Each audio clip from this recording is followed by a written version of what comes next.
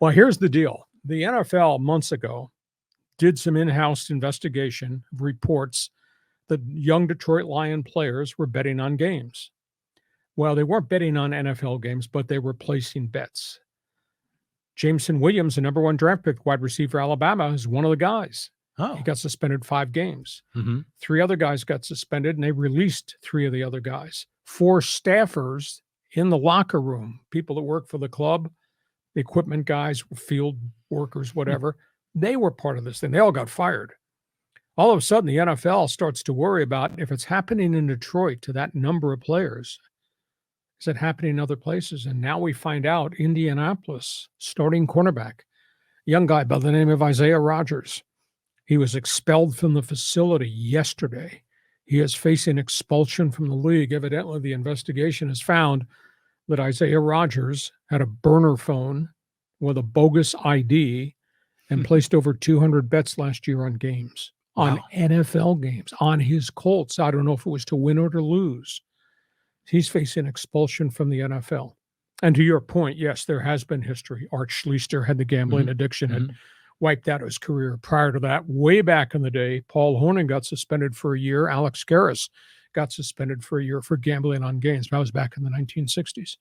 I guess the stunning thing to me is the union and the NFL have a protocol. These rookies, when they go to the symposiums, they have this list of things that they are given. Gambling is one of them. What you can do, what you can't do. And yet, the young wide receiver in Atlanta, number one pick, was Calvin Ridley. Got suspended for a whole year. He was gambling. And he was on injured reserve and was not with the team because he had a catastrophic injury. And he had all this loose time, and these guys got a lot of money in their pockets.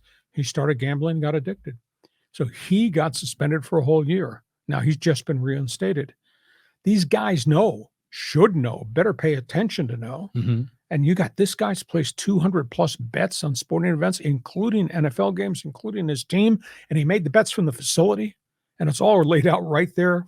Players Association gives those players what you should and should not do. Or if you have a problem, here's who you call. Holy cow.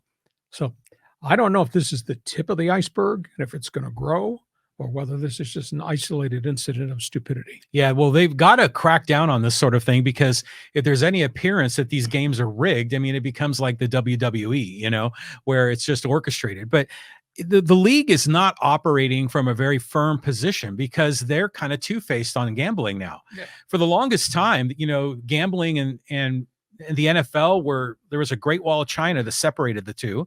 But now, DraftKings is one of the sponsors of the NFL games. They got casinos and they got a team in Las Vegas. Everybody's on a foot race to get their franchise moved to Las Vegas because now it's legal. Right. So it kind of puts them in a weak position to discipline a player for gambling.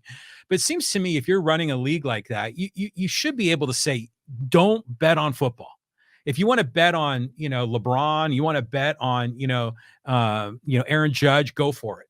But leave football alone. You want to protect the integrity of the game, because that protects the income that each of those players make. The strangest quote of all, maybe a month ago, and Jameson Williams, the number one draft pick, got a 5-game suspension. He didn't play last year because he was recovering from knee surgery at Alabama. Great, great player. Jameson Williams said, I didn't know. What?